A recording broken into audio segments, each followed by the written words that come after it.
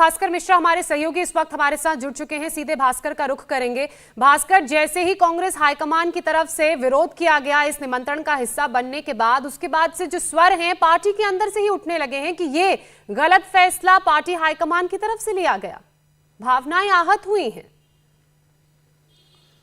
और देखिए, देश में करोड़ों करोड़ ऐसे लोग हैं जिनके भगवान राम के प्रति आस्था है, और तमाम वो कांग्रेस के नेता जो अपने हाईकमान के फैसले को ही एक तरह से चुनौती दे रहे हैं, उनको जनता के बीच ही जाना है।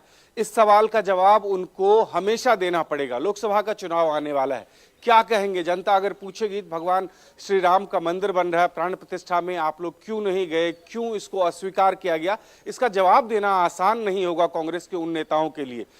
शीर्ष नेतृत्व के लिए बेशक एक राम मंदिर के प्राण प्रतिष्ठा में जाना एक ट्रैप था कि अगर वो जाते हैं तो ये स्वीकार कर लेते हैं एक तरह से, या कि बीजेपी कहेगी कि जिस भगवान राम को आप स्वीकार नहीं करते, जिनका अस्तित्व नहीं मानते थे, उनकी प्राण प्रतिष्ठा में गए और प्रधानमंत्री नरेंद्र मोदी के द्वारा ये सब हुआ।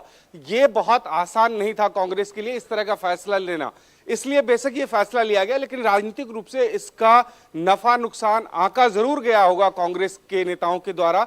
लेकिन जमीन पे जो नेता है, कार्यकर्ता है, उनको ये पता है कि इसका नुकसान होने वाला है।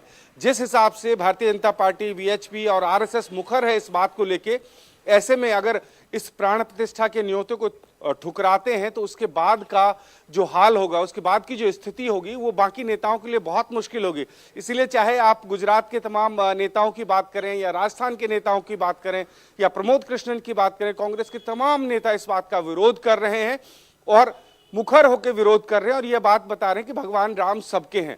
अब बचाव में बेशक दिग्विजय सिंह आए या दूसरे आए, लेकिन इसका बहुत ज्यादा असर नहीं होने वाला है।